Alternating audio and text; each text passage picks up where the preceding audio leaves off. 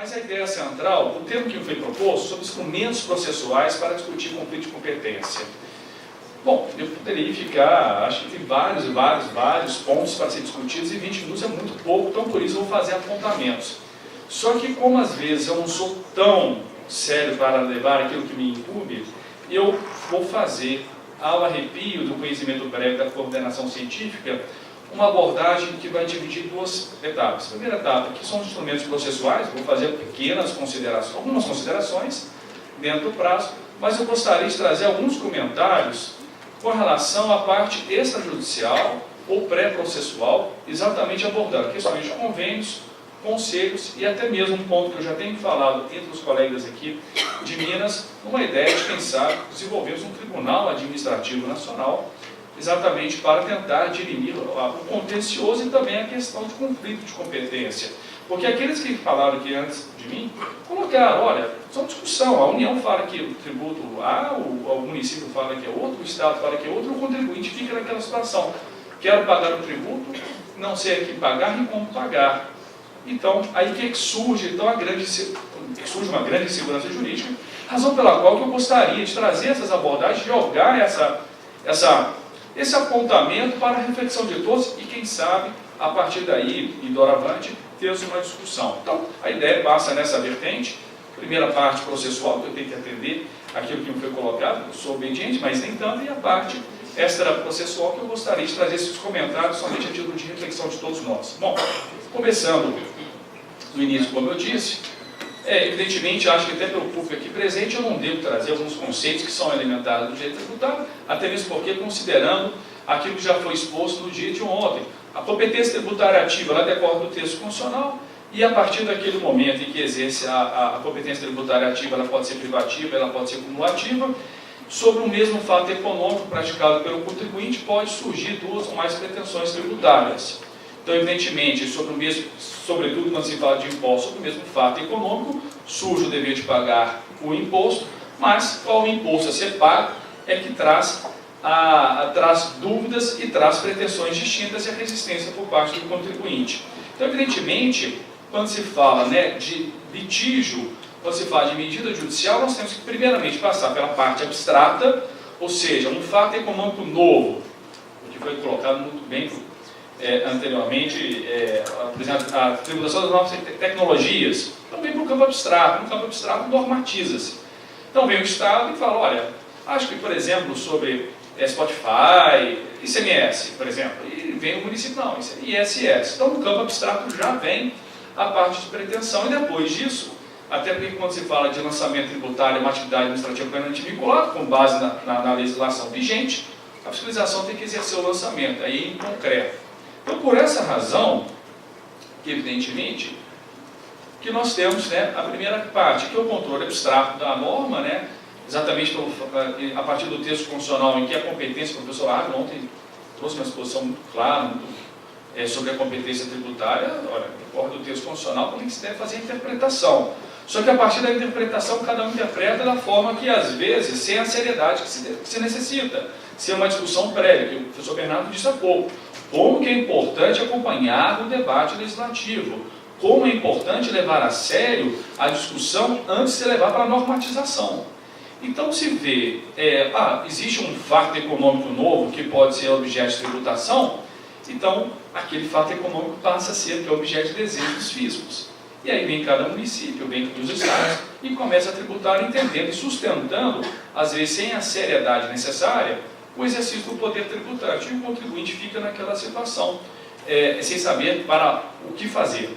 Então, quando se fala no campo abstrato, evidentemente, quando, em tese, há uma suposta invasão de competência tributária, cabe a ação direta de inconstitucionalidade, conhecimento de todos, mas sabemos também que é uma ação objetiva, que não tem parte, e que os legitimados para a corporação, para distribuir a ação, são aqueles elencados no texto constitucional do artigo 103 da Constituição da República Federativa do Brasil. Então, nesse sentido, só um caso emblemático aí, que eu trago aí só para ilustrar, que eu acho que é importante, é o caso do ISS do software. Nós temos duas ações diretas de inconstitucionalidade, uma de Minas e outra de São Paulo, exatamente discutindo que o Estado de Minas Gerais exige o poder tributante e a CNS diz que deve-se pagar ISS. Então, no campo abstrato da norma, a SNS, que tem legitimidade constitucional, vai até o Supremo e tenta buscar inconstitucionalidade nas leis dos estados de Minas Gerais e de São Paulo.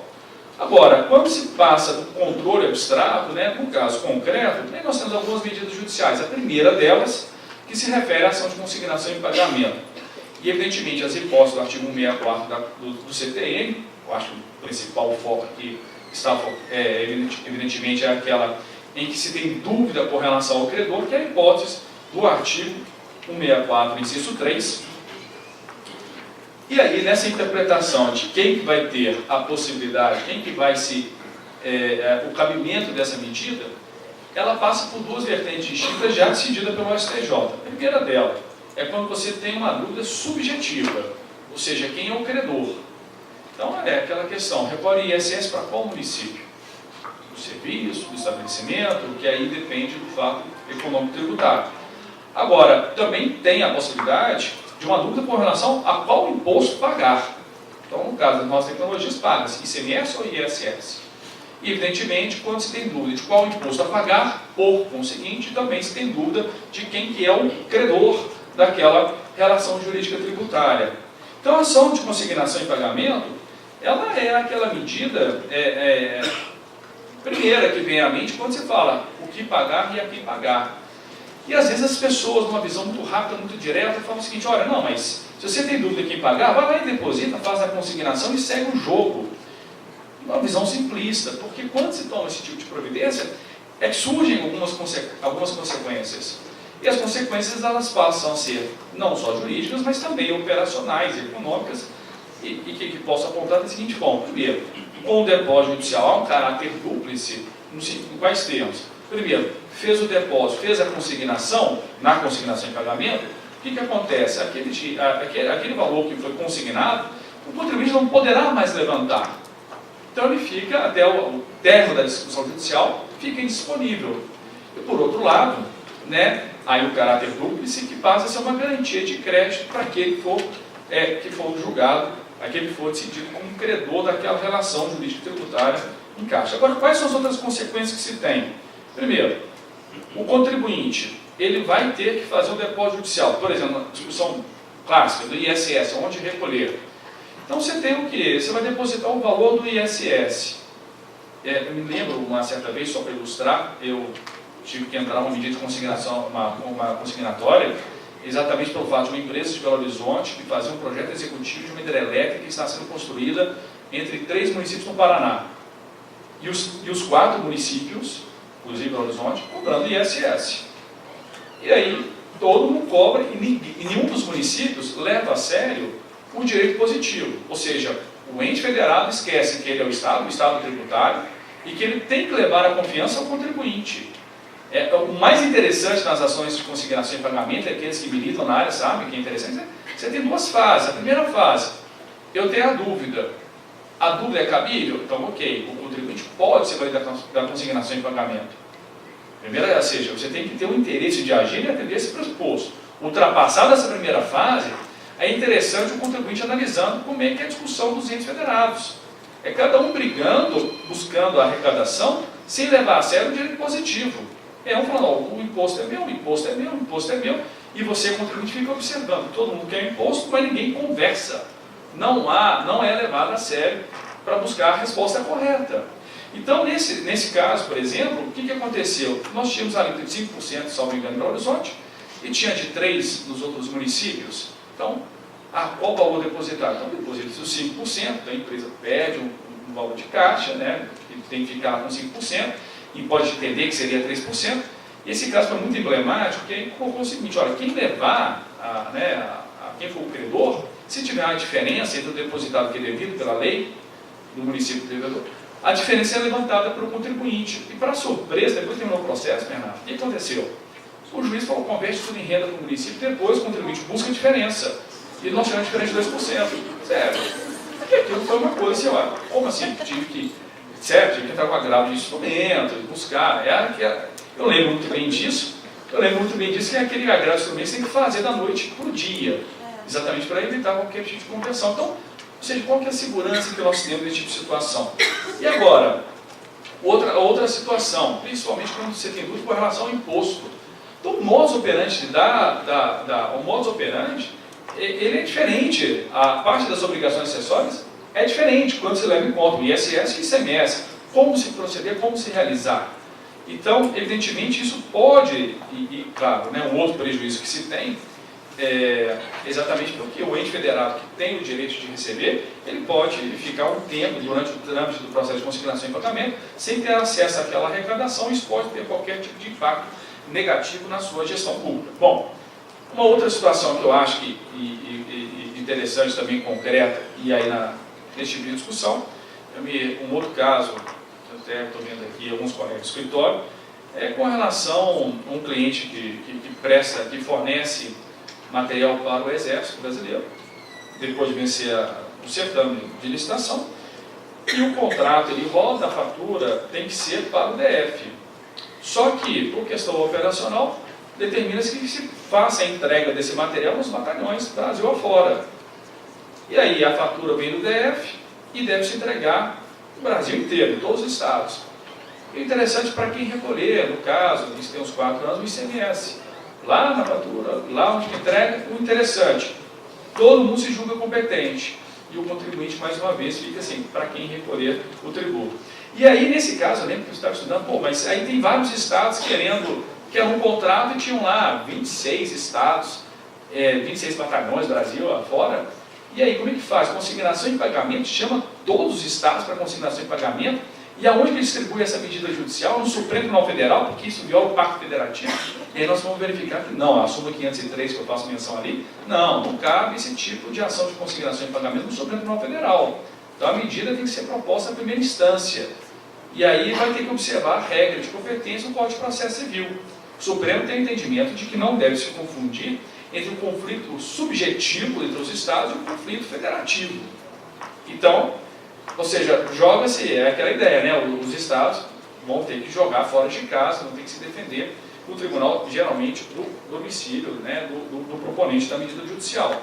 Outra medida judicial, que certamente é conhecimento de todos, eu gosto de fazer esse comentário, que é com relação à ação declaratória de existência ou inexistência de relação de origem tributária. E um ponto central que, olha, a consignação e pagamento, ela tem vez quando você tem dúvida com relação ao credor.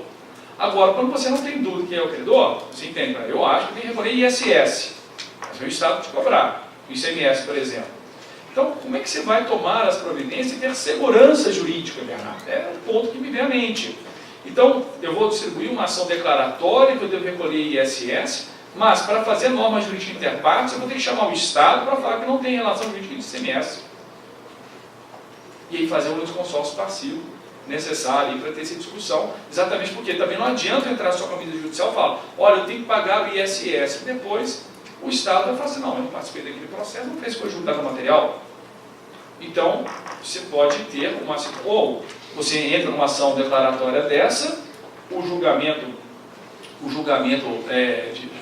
você tem que pagar ISS, você fala que tem que pagar ISS, você recolhe o ISS, e ao final do processo o pedido é julgado improcedente, e aí então você pagou o ISS, depois tem que pagar o ICMS, e você tem um problema muito grande. Então, dito isso tudo, né, é claro que aí pelo tempo, eu só faço menção, porque o público, ele é de primeira linha, né, então não justifica ficar falando de ação donatória, exceção de executividade, embargo de execução, mandado de segurança, eu peço licença para pular essa parte, e também as questões de recurso extraordinário, recurso especial, que são recursos, mas que hoje tem um caráter que se tem de transcender as partes que estão no processo. Mas, dito isso, e aí o ponto que eu quero colocar, exatamente para tipo de provocação, é a necessidade que se tem cada vez mais de se buscar, de uma forma séria e coesa, se buscar uma discussão ampla com relação a conflito de competência, de modo que, será que não vai ser possível, será que não vamos conseguir fazer com que os entes federados, que são o Estado, e o Estado tem que passar confiança ao contribuinte, se tentar ter um diálogo prévio e evitar a provocação judicial para buscar a resposta. Então, existem alguns ensaios nesse sentido, digo assim, e eu cito aqui dois, que eu acho que são os dois primeiros aí, que são de convênios que são realizados entre municípios. Então, só para esclarecer, então, tem dúvida para qual município vai recolher o ISS. Esse caso é entre Vitória, Serra e está envolvendo, no caso, o contribuinte, ou no caso, a CST. Então, o que se chegou à conclusão lá? Falou assim, olha, em vez de ter uma briga entre Serra e Vitória, e o contribuinte tem que ficar fazendo consignação e pagamento, os municípios sentaram e vão fazer um convênio. Então, todos os serviços que foram prestados lá, a CST faz a retenção e depois partilha o resultado, 50% para cada. Ok? Agora, no Brasil, eu falo, há um risco, porque, olha, o município está dividindo uma receita de 50% e hoje o Ministério Público, por exemplo, tem legitimidade para discutir eventual renúncia de receita e etc. Então, se for analisar a priori, o convênio vem em boa hora. Mas não existe uma segurança jurídica, porque esse convênio pode ser questionado. Falta, o que eu digo, tal do diálogo, de tentar resolver a questão e proporcionar uma segurança jurídica que falo, a segurança jurídica, que ela, uma vez proporcionada, vai e seja uma insegurança no sentido macro. Um outro ponto que eu coloco, e aí já caminhando para o final da minha intervenção, que são as câmaras de conciliação e arbitrário, fórum e conselhos. Nós já temos a Câmara de Conciliação da Administração Federal, né, exatamente tentando reduzir o número de litígios para fazer convênios, para questões de políticas públicas. Então, quando ela foi criada lá em 2007, de 90 e tantos processos, conseguiram buscar uma resolução de 50%, isso é um caminho, de fato, mas o que eu sinto falta, e aí eu faço isso até aos colegas que são do município, o que sinto falta é nessas câmaras, tem o Estado, tem a União, mas sinto falta dos municípios e dos contribuintes para participar do diálogo, para tentar buscar soluções. O outro que tem hoje muito em voga é o Fórum Nacional da Advocacia, tentando buscar mecanismos para reduzir os litígios, o Centro de Estudos Judiciários do Conselho da Justiça Federal, que regularmente tem reunido e regularmente tem tentado buscar soluções extrajudiciais. É claro que quando se fala em matéria tributária, muito bem a mente a questão de ser ou não indisponível, até onde que pode ir transacionar, até onde pode solucionar. Mas, recorrentemente, enunciados são lançados nessa perspectiva assim, do judiciário. Vamos, pelo amor de Deus, o maior freguês que tem do judiciário é o poder público, isso é claro. Então, uma ideia de vamos tentar reduzir, porque o acervo processual tem ficado cada vez maior. Então, dito isso, né, e aí já para o ponto final, eu coloco isso, essa questão do Tribunal Administrativo Tributário Nacional, que é para lançar uma ideia, ou então para despertar um interesse de questionamento nosso. Por que eu falo isso? Eu participo da OAB Federal e eu não sou muito de ficar rodeando. Eu acho que a OAB Federal tem um erro seríssimo, após a Operação Zelotes, de decidir que os advogados não poderiam mais funcionar como conselheiros dos conselhos administrativos. Eu falo, às vezes eu levanto a legitimidade da decisão, no momento, quem fez, por que fez. Não tem importância colocar aqui no meu ponto de vista, porque ali o problema não está nos advogados. Ok? Mas tomaram aquela providência. Agora, no plano federal é muito fácil resolver. Vai o CARF, tem recursos, leva excelentes conselheiros, que vão ficar full time, praticamente, ou só lecionando aí, como conselheiro, e recebendo um valor compatível, né? E que pese também discuta a desigualdade entre conselheiros. O indicado pela taxa de contribuintes recebe menos, né, Bernardo, do que aqueles que estão indicados para a própria fazenda. Então, no plano federal é fácil resolver. Agora, igual nós tivemos aqui em Minas Gerais, uma audiência pública para discussão, Minas Gerais não seguiu a linha da OAB Federal. Entendeu que deveria aplicar os precedentes anteriores, no sentido que não teria incompatibilidade, mas impedimento. A OAB de Minas Gerais foi consultada e respondeu os seguintes termos: a decisão da OAB Federal não vincula Minas Gerais, e a OAB de Minas Gerais, pioneira, falou, continua aplicando os precedentes anteriores, não tem motivo para alterar o entendimento. Então, o que se nota, e eu falo isso lá na OAB Federal, no grupo lá de tributaristas, se eu não for um dos únicos que fala, olha, é um erro, e tem discussão para replicar para no Conselho de Contribuintes dos municípios e dos estados, de retirar os advogados. Agora, evidentemente, os estados, os municípios, principalmente os menores, eles não vão poder contar com profissionais do quilate do Dr. Bernardo, por exemplo, e de outros conselheiros que teriam que entregar a carteira da OAB para receber jeton. Então é um retrocesso, e o retrocesso não deve acontecer. Mas, dito isso, né, acho que essa ideia de jogar no Tribunal Administrativo Nacional para uma nacional, não é federal, exatamente, claro, para João Paulo, isso vai aumentar os custos, é mais um órgão, é gasto. É claro que isso tem que ser muito bem ponderado, mas evidentemente, tendo uma discussão nacional, um órgão nacional, em que inclusive questões de conflito de competência seriam resolvidas ali, porque tem um representante do município, do estado e da União, pode ser um caminho para tirar do judiciário esse tipo de questionamento. Então, o Tribunal Administrativo Nacional, para discutir os tributos de todos os entes federados, um órgão para essa finalidade. E também para sanar essas questões de conflito de competência, de uma forma mais célere e que dê segurança para todos os envolvidos e que não dê o que nós estamos vivenciando até hoje, essas situações que são bem adversas. Então, nesse sentido, fica aí lançada uma proposta, uma ideia, claro que é uma ideia inicial, é claro que tem pontos e contrapontos, mas evidentemente acho que a perspectiva que todos nós temos, principalmente para quem milita na área de direito tributário, pelo grau de especialização, é que o judiciário fique como última e, quando necessária, instância para a discussão. Então, revisitar isso tudo, revisitar conceitos, eu acho que pode ser medidas que vêm a bom termo. Então, eu espero não ter ultrapassado, eu agradeço aos senhores, espero ter ultrapassado muito meu tempo, mas muito obrigado pelo convite mais uma vez e um bom dia a todos.